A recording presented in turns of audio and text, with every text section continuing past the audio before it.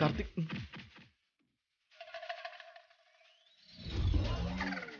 കാർത്തിക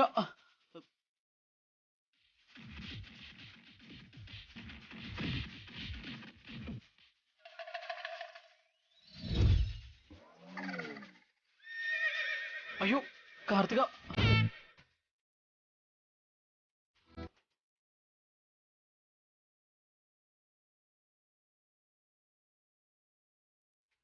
അമ്മേ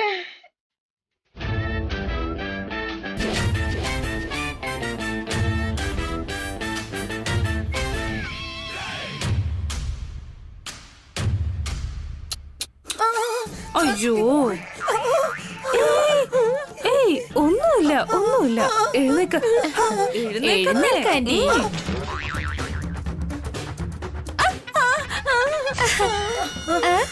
എഴുന്നേൽക്ക്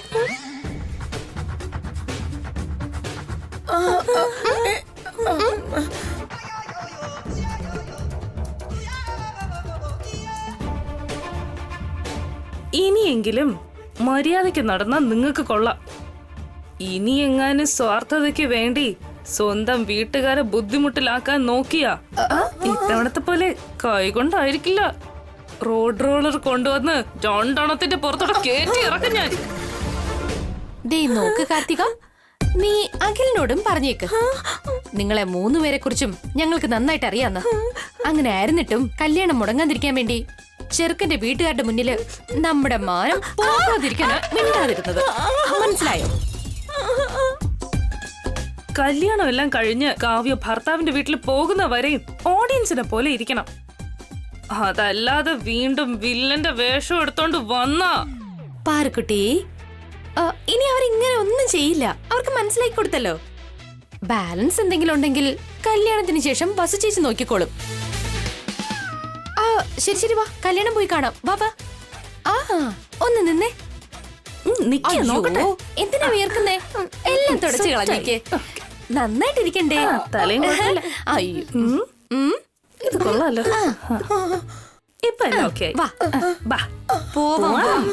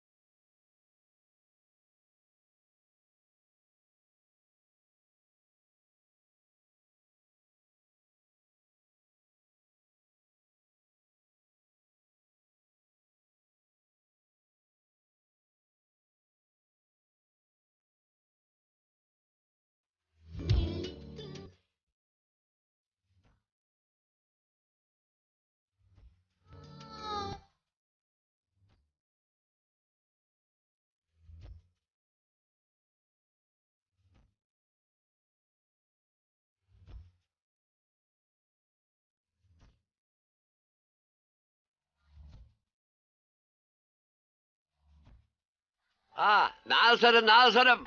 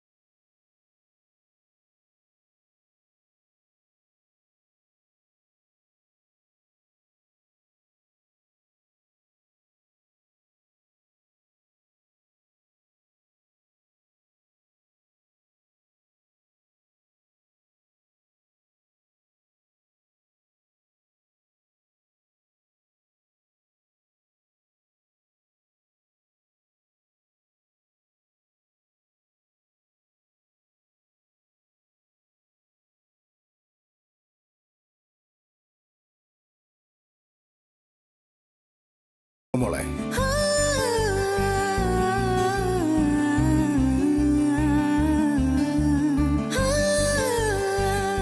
ഞങ്ങളെ അനുഗ്രഹിക്കണം.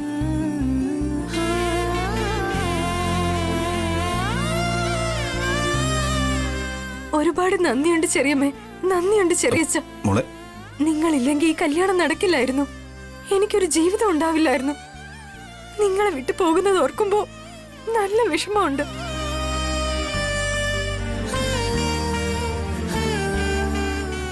നീ ഞങ്ങളെ വിട്ടു പോകുന്നില്ല കാവ്യ.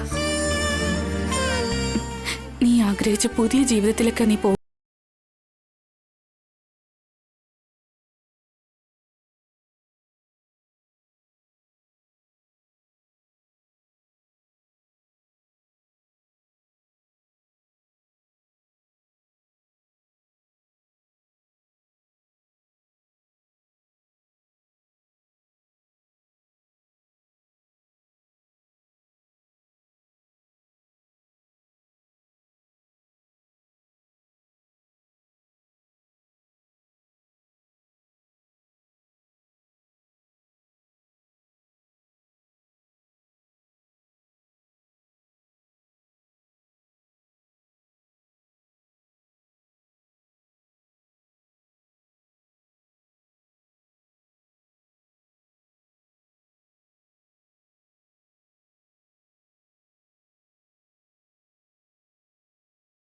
മകളായിരുന്നു. ഇനി മുതൽ ഞങ്ങളുടെ വീട്ടിലെ വിളക്കാണ്.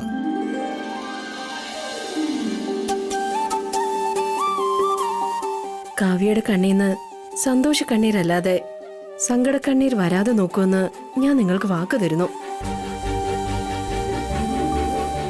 ഈ കല്യാണത്തിൽ സംഭവിക്കാൻ പാടില്ലാത്ത ചിലതൊക്കെ സംഭവിച്ചു. നിങ്ങളെക്കുറിച്ച് അറിഞ്ഞിട്ടും ഞങ്ങൾ നിങ്ങളെ സംശയിച്ചു. ഞങ്ങളോട് ദയവ് ചെയ്ത് നിങ്ങളൊക്കെ ക്ഷമിക്കണം.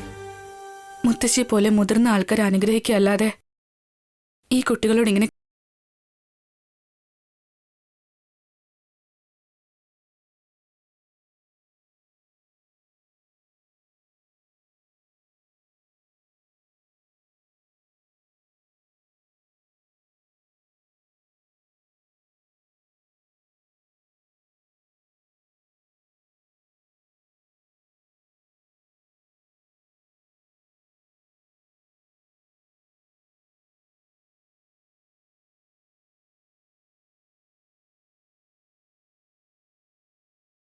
സൂക്ഷിച്ച് പെരുമാറണം.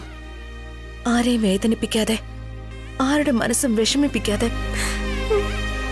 നിങ്ങളുടെ കല്യാണത്തിന് വേണ്ടി നിങ്ങളുടെ ചെറിയച്ഛനും ചെറിയമ്മയും എത്രത്തോളം കഷ്ടപ്പെട്ടു എന്നറിയോ? തന്ന വാക്ക് അവർ കാത്തു. അവർക്ക് മോശം വരുന്ന രീതിയിൽ ഒരിക്കലും പ്രവർത്തിക്കരുത്.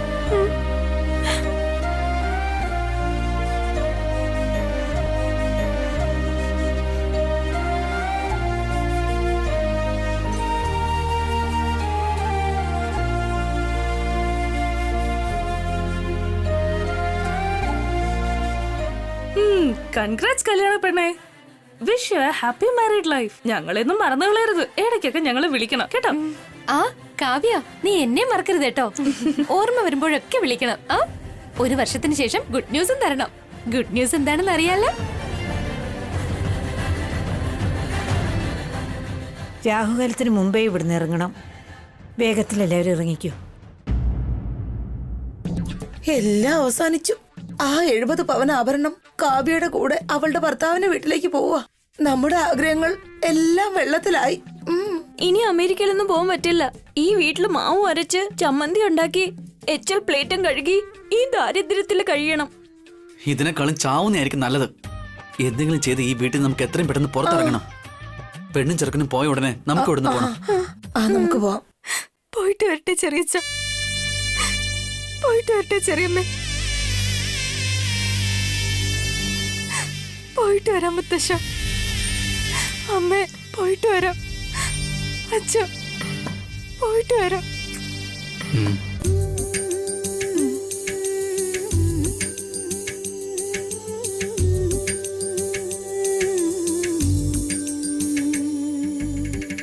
കന്നിമുകിൽ ഓടിച്ചുറ്റി പൊൻവെയിലിൻ മിന്നുകെട്ടി സുന്ദരിയായി പടിയിറങ്ങാൻ നീയൊരുങ്ങ്. ഈ വിരഹം ക്ഷണികമല്ലേ, എന്നെന്നും നീ എന്നരികിലില്ലേ. ഈ വിരഹം ക്ഷണികമല്ലേ, എന്നെന്നും നീ എന്നരികിലില്ലേ.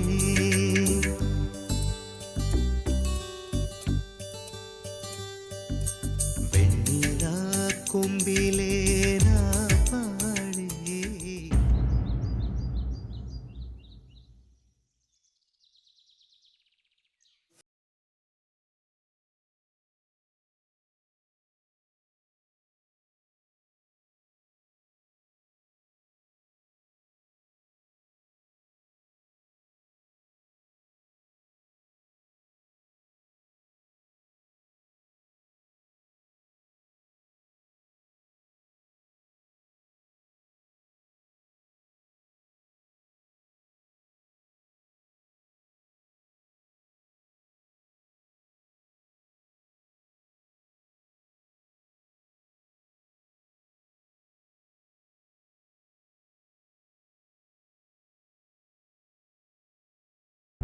ഇനി ആഭരണമൊന്നും നമുക്ക് കിട്ടില്ല.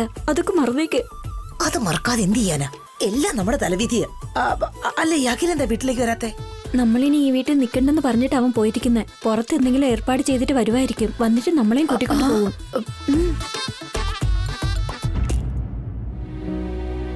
നീ എന്താ അഭി ആലോചിക്കുന്നേ? അമ്മയച്ഛനെ കുറിച്ചാണോ? അതെ ഏട്ടാ, എത്ര പറഞ്ഞിട്ട് കേൾക്കാതെ അമ്മയും കൂട്ടിക്കൊണ്ട് അച്ഛൻ നാട്ടിലേക്ക് പോയി. രണ്ടുപേരും ഇനി അവിടെ താമസിക്കുന്ന പറഞ്ഞത്. അല്ല, അമ്മയും അച്ഛനും അവിടെ തന്നെ താമസിക്കുന്നതാ നല്ലത്. നാട്ടിലാണെങ്കിൽ അമ്മയുടെ ആരോഗ്യം കുറച്ചുകൂടി പെട്ടെന്ന് സുഖാവും. രണ്ടുപേരും സന്തോഷമായിട്ട് ഇരിക്കാവും.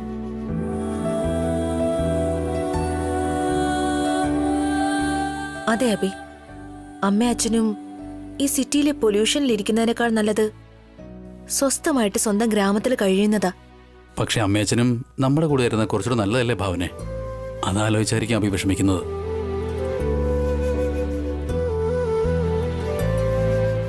അവൻ നമ്മളെ ഒഴിച്ച് ബാക്കി എല്ലാവരെയും കുറിച്ച് വിഷമിക്കുന്നുണ്ട്. ഇവന്റെ ഒന്നും കണ്ണില് നമ്മള് മനുഷ്യരല്ല. അഖിൽ വന്നുടനെ നമുക്കും ഈ വീട് വിട്ട് എങ്ങോട്ടെങ്കിലും പോകാം ആന്റി. അഭിരാം,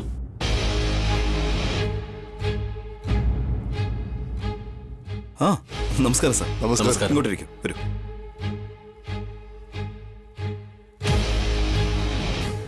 ഇവരൊക്കെ ആരാ? എന്നോട് ചോദിച്ചാ എനിക്കെങ്ങനെ അറിയാം? വസുന്ധര, പോയി കോഫി കൊണ്ടുവരൂ. വേണ്ട മോളെ, നിങ്ങളോട് കുറച്ച് സംസാരിക്കാനുണ്ട് അഭിറാം. പറയൂ. നിങ്ങളുടെ ചേട്ടന്റെ മകളുടെ കല്യാണത്തിന് ഞങ്ങളുടെ കയ്യിൽ നിന്ന് 15 ലക്ഷം രൂപ കടം വാങ്ങിയില്ലേ?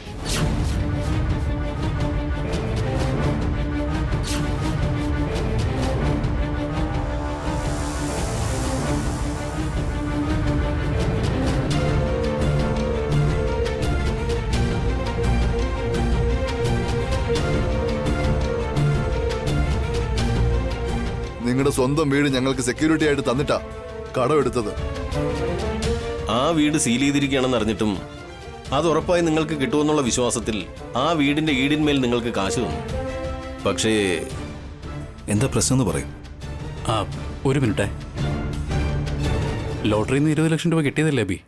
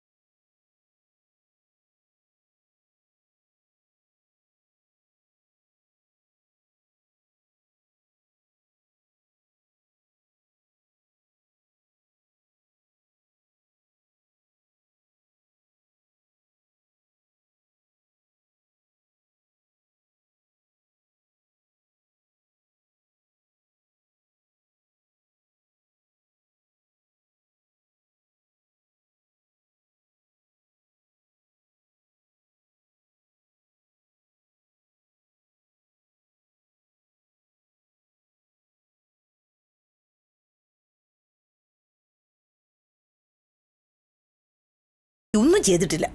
എന്തിനു ചെയ്യണം? കാവ്യക്ക് വേണ്ടി ഇപ്പൊ കടം വാങ്ങി നമ്മളോട് അന്യായം കാണിക്കണം.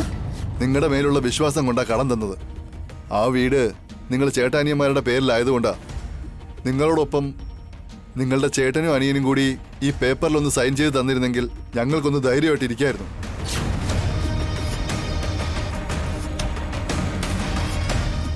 സർ, നിങ്ങൾ തെറ്റിദ്ധരിക്കരുത്. ഈ കാലത്ത് കാശിന്റെ കാര്യത്തിൽ ആരെങ്ങനെ ആയിരിക്കും എന്ന് പറയാൻ പറ്റില്ല. അതുകൊണ്ടാണ് എനിക്ക് ഇങ്ങനെ ചോദിക്കേണ്ടി വരുന്നത്. സാറിന്റെ അനിയനും ചേട്ടനും ഒരു ഒപ്പിടുകയാണെങ്കിൽ.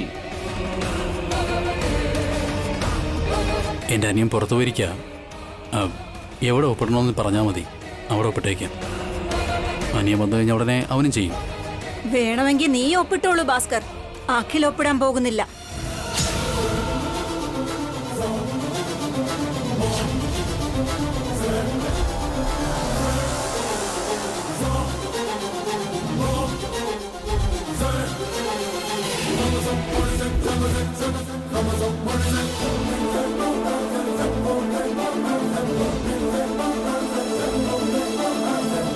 അഖിലെന്തുകൊണ്ട് ഒപ്പിടാത്തെ?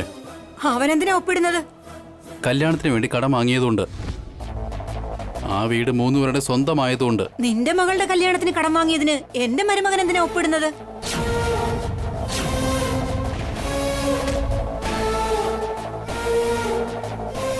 വാങ്ങിയ കടത്തിൽ നിന്ന് 1 രൂപയെങ്കിലും എന്റെ മരുമകന് വേണ്ടിയോ എന്റെ മകൾക്ക് വേണ്ടിയോ ചിലവാക്കിയിട്ടുണ്ടോ? ഇല്ലല്ലോ. ആ കടം വാങ്ങിയത് തന്നെ കാവ്യയുടെ കല്യാണത്തിന് വേണ്ടിയാ. അതെങ്ങനെ അഖിലിനും കാർത്തികയ്ക്കും വേണ്ടി ചെലവാക്കാൻ പറ്റും? കടം വാങ്ങി കല്യാണം കഴിപ്പിക്കുന്നത് എന്തിനാ ഭാവനെ? ചെറുക്കൻ വീട്ടുകാര് സ്ത്രീധനം വേണോന്ന് മറ്റോ പറഞ്ഞോ? ഇല്ലല്ലോ. മരുമകളെ മാത്രം അങ്ങോട്ട് അയച്ചാ മതിയെന്നല്ലേ പറഞ്ഞത്? നിങ്ങളാണ് ആർഭാടത്തോടെ കല്യാണം നടത്തി ആവശ്യമില്ലാത്ത ചെലവൊക്കെ വരുത്തിയത്.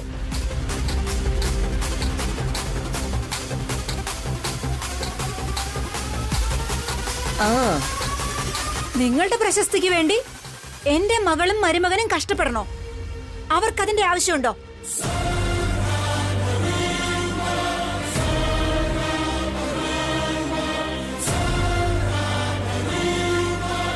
ഞങ്ങൾ അമേരിക്കയിൽ പോയി സെറ്റിൽ ആയിക്കോളാം, ഞങ്ങളെ അമേരിക്കയിലേക്ക് അയക്കണമെന്ന് നിങ്ങളോട് ഭിക്ഷക്കാരെ പോലെയല്ലേ എന്റെ മകളും മരുമകനും അപേക്ഷിച്ചത്? അവർ കെഞ്ചി ചോദിച്ചു.